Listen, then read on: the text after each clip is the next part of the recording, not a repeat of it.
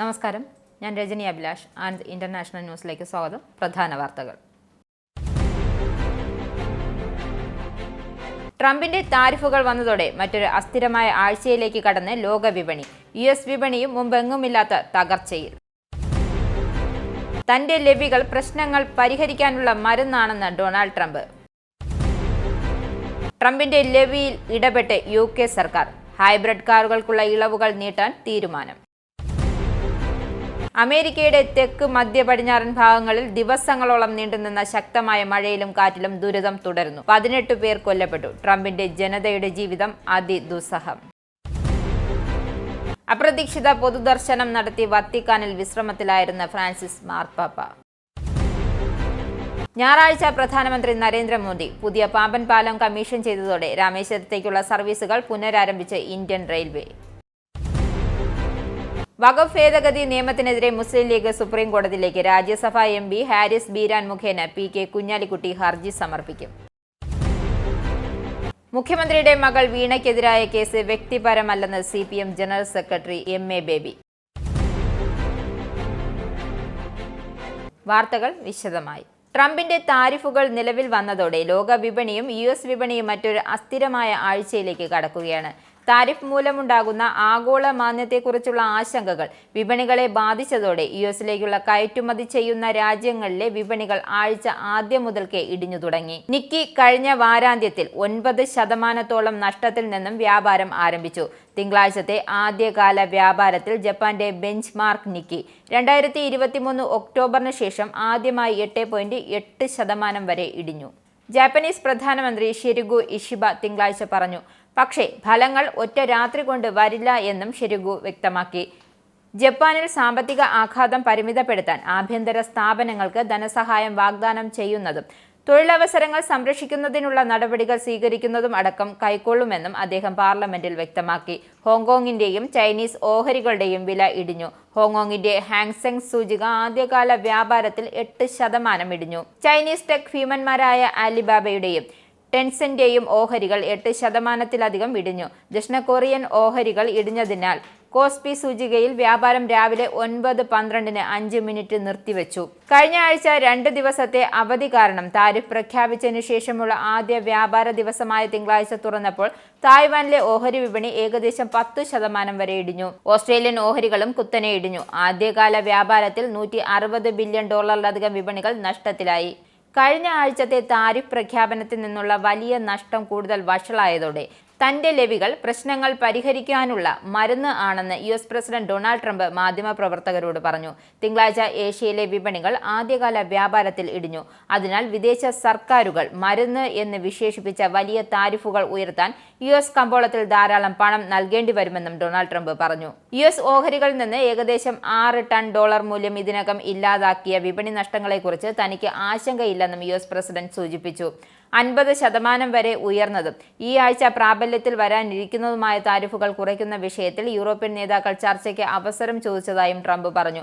പക്ഷേ അവർ വാർഷികാടിസ്ഥാനത്തിൽ US-ന് കൂടുതൽ പണം നൽകിയില്ലെങ്കിൽ ഒരു ചർച്ചയും ഉണ്ടാകില്ല എന്ന നിലപാടാണ് ട്രംപിന്റേത്. ഡൊണാൾഡ് ട്രംപിന്റെ ആഗോള താരിഫുകൾ മൂലമുണ്ടായ സാമ്പത്തിക പ്രതിസന്ധിയിൽ നിന്നും US വ്യവസായത്തെ കരകയറ്റുന്നതിന്റെ ആദ്യഘട്ടമായി കാർ നിർമ്മാണ മേഖലയ്ക്ക് ഇളവുകൾ പ്രഖ്യാപിക്കാനൊരുങ്ങിയ ബ്രിട്ടീഷ് സർക്കാർ. ട്രംപ് താരിഫിൽ വ്യവസായങ്ങൾ ബുദ്ധിമുട്ടുന്നതിനാൽ ബ്രിട്ടീഷ് വ്യവസായങ്ങളെ പിന്തുണയ്ക്കാൻ സർക്കാർ ഇടപെടുമെന്നും കെയർ സ്റ്റാമർ പറഞ്ഞു. കഴിഞ്ഞയാഴ്ച US താരിഫിന് തുടക്കമിട്ടതിനു ശേഷം നടത്തിയ ആദ്യത്തെ പ്രധാന ഇടപെടൽ 2030 പുതിയ പെട്രോൾ ഡീസൽ കാറുകളുടെ വിൽപ്പന നിർത്തുക എന്ന നിർദ്ദേശത്തിൽ കാർ നിർമ്മാതാക്കൾക്ക് കൂടുതൽ ഇളവുകൾ നൽകുന്നതിനുള്ള പദ്ധതികൾ സ്റ്റാമർ പ്രഖ്യാപിക്കും.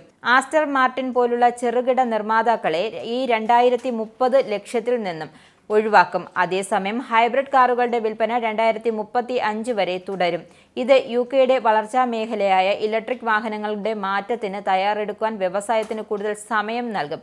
US-ലേക്കുള്ള കയറ്റുമതിയിൽ ഏർപ്പെടുത്തിയ 10% അടിസ്ഥാന താരിഫിനെ നേരിടാനുള്ള വ്യാവസായിക തന്ത്രം ഉടൻ നടപ്പാക്കുമെന്നും പ്രധാന വ്യവസായ മേഖലയ്ക്ക് സർക്കാരിന്റെ പിന്തുണ ഉണ്ടാകുമെന്നും കെയർ സ്റ്റാമർ ഉറപ്പു നൽകി. ട്രംപിന്റെ താരിഫുകൾ ബാധിക്കുന്ന ലൈഫ് സയൻസും ഉൾപ്പെട്ട മറ്റ് മേഖലകൾക്കും ലേബർ സർക്കാരിന്റെ പിന്തുണ ലഭിക്കുമെന്ന് പ്രതീക്ഷിക്കുന്നു. ചുവപ്പ് ടേപ്പ് ഒഴിവാക്കൽ, കൂടുതൽ ആസൂത്രണ നിയന്ത്രണങ്ങൾ നീക്കം ചെയ്യൽ തുടങ്ങിയ വളർച്ചയെ ഉത്തേജിപ്പിക്കുന്നതിനായി രൂപകൽപ്പന ചെയ്ത നടപടികൾ മന്ത്രിമാർ പ്രഖ്യാപിക്കും.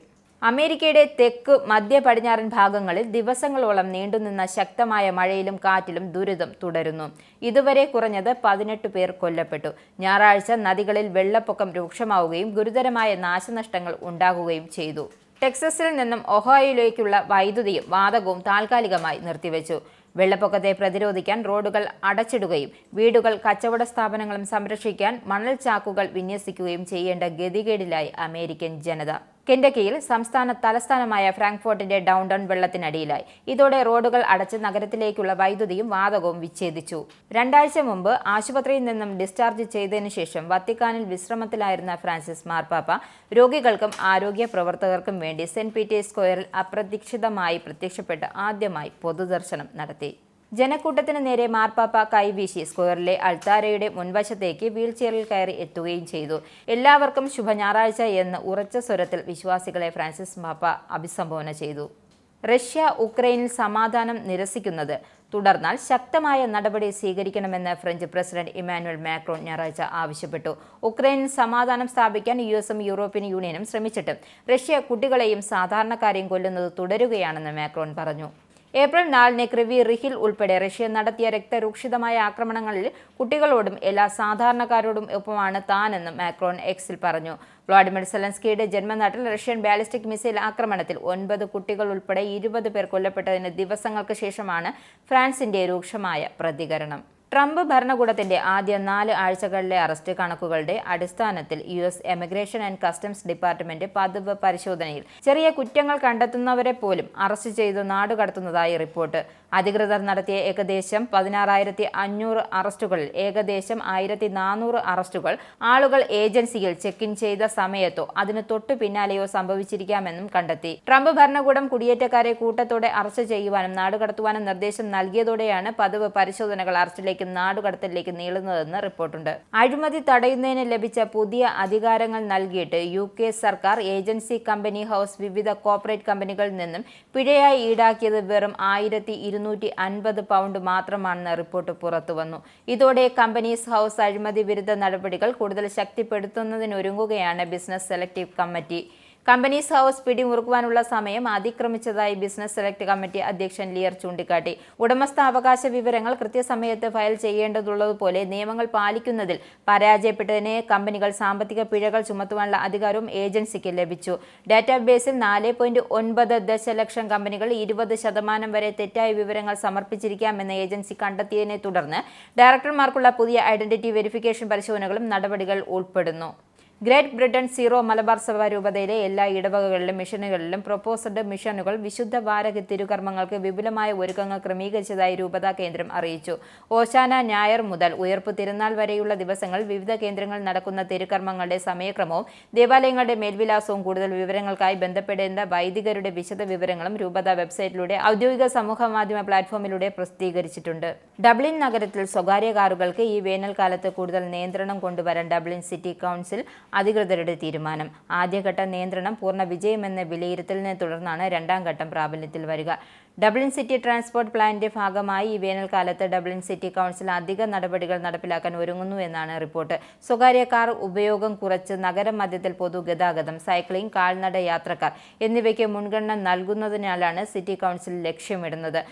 പദ്ധതിയുടെ ആദ്യഘട്ടങ്ങളുടെ വിജയത്തെ അടിസ്ഥാനമാക്കിയാണ് പുതിയ മാറ്റങ്ങൾ. ഇത് ഇതിനകം തന്നെ ഗതാഗത കുരുക്കിൽ ഗണ്യമായ കുറവുണ്ടാക്കുകയും പൊതുഗതാഗത കാര്യക്ഷമത മെച്ചപ്പെടുത്തുകയും ചെയ്തിട്ടുണ്ട്. പാർലമെന്റ് സ്ട്രീറ്റ് വലിയ തോതിൽ ഗതാഗത രഹിതമാകും. ഡോൾഫിൻ ഹൗസിലെ വികലാംഗ പാർക്കിങ്ങിന് കോടതി സേവനങ്ങൾക്ക് മാത്രമായി പ്രവേശനം പരിമിതപ്പെടുത്തും.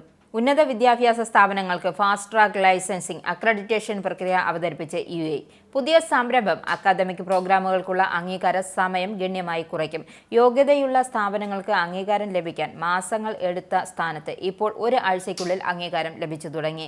സമർപ്പിക്കേണ്ട രേഖകളുടെ എണ്ണം ഗണ്യമായി കുറച്ചു. പുതിയ സ്ഥാപനങ്ങൾക്ക് ഇപ്പോൾ ലൈസൻസിനായി മുമ്പ് 28 രേഖകൾ നൽകിയ സ്ഥലത്ത് ഇപ്പോൾ 5 രേഖകൾ മാത്രം ആവശ്യമുള്ളൂ. ആദ്യ തവണ പ്രോഗ്രാം അക്രഡിറ്റേഷന് 13 നിന്നും കുറച്ച് 1 രേഖ മാത്രമേ ആവശ്യമുള്ളൂ. ഉദ്യോഗസ്ഥരുടെ ഇടപെടൽ കുറച്ച് UAE മാനവവിഭവശേഷി സ്വദേശിവൽക്കരണ മന്ത്രാലയവുമായി ബന്ധപ്പെട്ട സേവനങ്ങൾ സുഗമവും സുതാര്യവുമാക്കുന്നതിനായി കൊണ്ടുവന്ന വർക്ക് ബണ്ടിൽ ഡിജിറ്റൽ സംവിധാനം വൻ വിജയമെന്ന് മന്ത്രാലയം അധികൃതർ അറിയിച്ചു. തൊഴിൽ നിയമനവുമായി ബന്ധപ്പെട്ട നടപടിക്രമങ്ങൾ 72%, ഡാറ്റ എൻട്രി മേഖലകളിൽ 93%, ആവശ്യമായ രേഖകളുടെ എണ്ണം 79% കുറയ്ക്കാൻ സാധിച്ചതായി മന്ത്രാലയം വ്യക്തമാക്കി. ഇനിയൊരു ഇടവേള. വീണ്ടും വാർത്തകളിലേക്ക്. National highlights.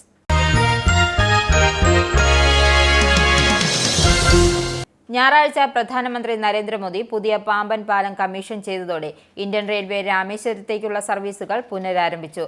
Tambaram Rameswaram express പ്രതിദിന എക്സ്പ്രസ് സർവീസ് പ്രധാനമന്ത്രി മോദി ഫ്ലാഗ് ഓഫ് ചെയ്തു. Rameswaram Tirupati weekly express, Rameswaram Kanyakumari ത്രൈ weekly express എന്നിവ ഉൾപ്പെടെ തിരഞ്ഞെടുത്ത മെയിൽ എക്സ്പ്രസ് പാസഞ്ചർ ട്രെയിനുകൾ ഇനി മുതൽ രാമേശ്വരത്തു നിന്നും പാമ്പൻ പാലം കടന്നു പുറപ്പെടുകയും സർവീസുകൾ അവസാനിപ്പിക്കുകയും ചെയ്യും. വഖഫ് ഭേദഗതി നിയമത്തിനെതിരെ മുസ്ലിം ലീഗ് സുപ്രീം കോടതിയിലേക്ക്. രാജ്യസഭാ MP ഹാരിസ് ബീരാൻ മുഖേന PK കുഞ്ഞാലിക്കുട്ടിയാണ് ഹർജി സമർപ്പിക്കുക. കപിൽ സിബൽ അടക്കമുള്ളവരുമായും PK കുഞ്ഞാലിക്കുട്ടി ചർച്ച നടത്തും. കഴിഞ്ഞ ദിവസം ബില്ല് പാർലമെന്റ് പാസാക്കിയതിന് പിന്നാലെ പ്രതിപക്ഷ പാർട്ടികൾ സുപ്രീം കോടതിയെ സമീപിച്ചിരുന്നു. കോൺഗ്രസ്, ആം ആദ്മി പാർട്ടി ഉൾപ്പെടെ നിയമത്തെ എതിർത്ത് രംഗത്ത് വന്നിരുന്നു. വഖഫ് ഭേദഗതിയുമായി ബന്ധപ്പെട്ട എല്ലാ ഹർജികളും ഒന്നിച്ചായിരിക്കും സുപ്രീം കോടതി പരിഗണിക്കുക.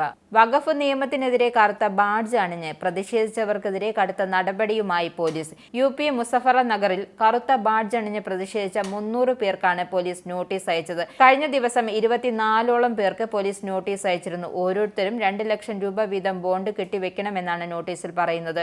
ഇതുകൂടാതെ ഈ മാസം 16-ന് ഹാജരാകുവാനും നിർദ്ദേശം നൽകിയിട്ടുണ്ട്. മുഖ്യമന്ത്രിയുടെ മകൾ വീണയ്ക്കെതിരായ കേസ് വ്യക്തിപരമല്ലെന്ന് CPM ജനറൽ സെക്രട്ടറി MA ബേബി. പാർട്ടി നേതാവിന്റെ മകൾ ആയതുകൊണ്ട് ഉണ്ടായ കേസാണ്. അതിനാൽ കേസ് രാഷ്ട്രീയമായും നിയമപരമായും നേരിടും എന്ന് പറഞ്ഞതെന്നും MA ബേബി വ്യക്തമാക്കി. CPM ജനറൽ സെക്രട്ടറി ആയതിനു ശേഷം ആദ്യമായാണ് വീണ വിജയന്റെ കേസുമായി ബന്ധപ്പെട്ട് പ്രതികരിക്കുന്നത്. മുനമ്പൻ ജുഡീഷ്യൽ കമ്മീഷന്റെ നിയമനം റദ്ദാക്കിയ ഹൈക്കോടതി സിംഗിൾ ബെഞ്ചിന്റെ ഉത്തരവിന് സ്റ്റേ. സർക്കാർ അപ്പീലിലാണ് ഡിവിഷൻ ബെഞ്ചിന്റെ ഇടക്കാല ഉത്തരവ്. ജുഡീഷ്യൽ കമ്മീഷന് പ്രവർത്തനം തുടരാമെന്നും ഡിവിഷൻ ബെഞ്ച് വ്യക്തമാക്കി. ജസ്റ്റിസ് CN രാമചന്ദ്രൻ നായർ കമ്മീഷന്റെ പ്രവർത്തനം തുടരാൻ അനുവദിക്കണമെന്ന് വെള്ളിയാഴ്ച നടന്ന വാദത്തിൽ സർക്കാർ ആവശ്യപ്പെട്ടിരുന്നു. ഇടക്കാല ഉത്തരവിലൂടെയാണ് ഡിവിഷൻ ബെഞ്ച് ഈ ആവശ്യത്തെ അംഗീകരിച്ചത്. ആലപ്പുഴയിൽ ഹൈബ്രിഡ് കഞ്ചാവ് കേസുമായി ബന്ധപ്പെട്ട് മുൻകൂർ ജാമ്യാപേക്ഷയുമായി ഹൈക്കോടതിയെ സമീപിച്ച് നടൻ ശ്രീനാഥ് ഭാസി. കഞ്ചാവ് കേസിൽ അറസ്റ്റിലായ തസ്ലീമയുടെ മൊഴിയിൽ ശ്രീനാഥ് ഭാസിയെ അടക്കമുള്ളവരുടെ പേര് ഉൾപ്പെട്ടതിനാൽ എക്സൈസ് അറസ്റ്റ് ചെയ്യാനുള്ള സാധ്യത മുന്നിൽ കണ്ടാണ് യുവതാരത്തിന്റെ നീക്കം. ഇനി പൗണ്ട് റേറ്റ്. UK പൗണ്ട് ഇന്നത്തെ മൂല്യം: ഒരു പൗണ്ട് 110.47 ഇന്ത്യൻ രൂപ, ഒരു US ഡോളർ 85.66 ഇന്ത്യൻ രൂപ, ഒരു യൂറോ 94.11 ഇന്ത്യൻ രൂപ, ഒരു പൗണ്ട് 1.29 US ഡോളർ. ഇനി സ്പോർട്സ്.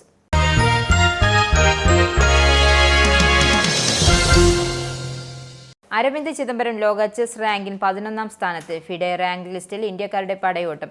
ജർമ്മൻ ബണ്ടസ്ലിംഗ ചെസ്സിൽ 17.5 പോയിന്റ് നേടിയ അരവിന്ദ് ചിദംബരം വൻ പ്രകടനം കാഴ്ചവെച്ചിരുന്നു. അടുത്ത കാൻഡിഡേറ്റ് ടൂർണമെന്റിൽ പ്രതീക്ഷയുള്ള കളിക്കാരനായ ലോക ചെസ് വിദഗ്ധർ അരവിന്ദ് ചിദംബരത്തെ വിലയിരുത്തുന്നു. ലോക ചെസ് ഫെഡറേഷനായ ഫിഡെയുടെ റാങ്കിംഗ് പട്ടികയിൽ ഇന്ത്യക്കാർ വൻ മുന്നേറ്റമാണ് നടത്തിയിരിക്കുന്നത്. ഫിഡെയുടെ ലോക റാങ്കിംഗ് ആദ്യ 20 പേരുടെ ഇടയിൽ 5 ഇന്ത്യക്കാരാണ് സ്ഥാനം പിടിച്ചിരിക്കുന്നത്. പ്രധാന വാർത്തകൾ ഒരിക്കൽ കൂടി. ട്രംപിന്റെ താരിഫുകൾ വന്നതോടെ മറ്റൊരു അസ്ഥിരമായ ആഴ്ചയിലേക്ക് കടന്ന് ലോക വിപണി. US വിപണിയും മുമ്പെങ്ങുമില്ലാത്ത തകർച്ചയിൽ. തന്റെ ലെവികൾ പ്രശ്നങ്ങൾ പരിഹരിക്കാനുള്ള മരുന്നാണെന്ന് ഡൊണാൾഡ് ട്രംപ്. ട്രംപിന്റെ ലെവിയിൽ ഇടപെട്ട് UK സർക്കാർ. ഹൈബ്രിഡ് കാറുകൾക്കുള്ള ഇളവുകൾ നീട്ടാൻ തീരുമാനം. അമേരിക്കയുടെ തെക്ക് മധ്യ പടിഞ്ഞാറൻ ഭാഗങ്ങളിൽ ദിവസങ്ങളോളം നീണ്ടുനിന്ന ശക്തമായ മഴയിലും കാറ്റിലും ദുരിതം തുടരുന്നു. 18 പേർ കൊല്ലപ്പെട്ടു. ട്രംപിന്റെ ജനതയുടെ ജീവിതം അതിദുസ്സഹം. അപ്രതീക്ഷിത പൊതുദർശനം നടത്തി വത്തിക്കാനിൽ വിശ്രമത്തിലായിരുന്ന ഫ്രാൻസിസ് മാർപ്പാപ്പ. ഞായറാഴ്ച പ്രധാനമന്ത്രി നരേന്ദ്രമോദി പുതിയ പാമ്പൻ പാലം കമ്മീഷൻ ചെയ്തതോടെ രാമേശ്വരത്തേക്കുള്ള സർവീസുകൾ പുനരാരംഭിച്ച് ഇന്ത്യൻ റെയിൽവേ. വഖഫ് ഭേദഗതി നിയമത്തിനെതിരെ മുസ്ലിം ലീഗ് സുപ്രീം കോടതിയിലേക്ക്. രാജ്യസഭാ MP ഹാരിസ് ബീരാൻ മുഖേന PK കുഞ്ഞാലിക്കുട്ടി ഹർജി സമർപ്പിക്കും. മുഖ്യമന്ത്രിയുടെ മകൾ വീണയ്ക്കെതിരായ കേസ് വ്യക്തിപരമല്ലെന്ന് CPM ജനറൽ സെക്രട്ടറി MA ബേബി. ഈ ബുള്ളറ്റിൻ ഇവിടെ സമാപിക്കുന്നു. നമസ്കാരം. നിങ്ങൾക്കും ആനന്ദ മീഡിയയുടെ പ്രേക്ഷകരിൽ ഒരാളാകണ്ടേ? യൂറോപ്പിലും US-ലും ആഫ്രിക്കയിലും അടക്കം പ്രവാസികൾ ഉള്ളയിടങ്ങളിലൊക്കെ ജനപ്രിയ ചാനലുമായി ആനന്ദ് മീഡിയ ഒപ്പമുണ്ട്. ഏഷ്യാനെറ്റ് ഫ്ലവേഴ്സ് അടക്കം നിങ്ങളുടെ വിരൽത്തുമ്പിലെത്തും. ആദ്യം റോക്കു ബോക്സ് സ്വന്തമാക്കുക. അതിൽ നിന്നും ആനന്ദ് മീഡിയ ആപ്ലിക്കേഷൻ ഡൗൺലോഡ് ചെയ്യുക, ഇൻസ്റ്റാൾ ചെയ്യുക. എന്നിട്ട് 02085866511 എന്ന നമ്പറിൽ ഞങ്ങളുടെ കസ്റ്റമർ കെയറിൽ ബന്ധപ്പെടുക. അല്ലെങ്കിൽ +91 735 660 3747 എന്ന നമ്പറിൽ വാട്സപ്പ് ചെയ്യുക. ആനന്ദ് മീഡിയയുടെ സേവനങ്ങൾ സ്വന്തമാക്കുക. മറ്റു ചാനലുകൾക്കൊപ്പം ആനന്ദ് TVയും എൻജോയ് ചെയ്യുക.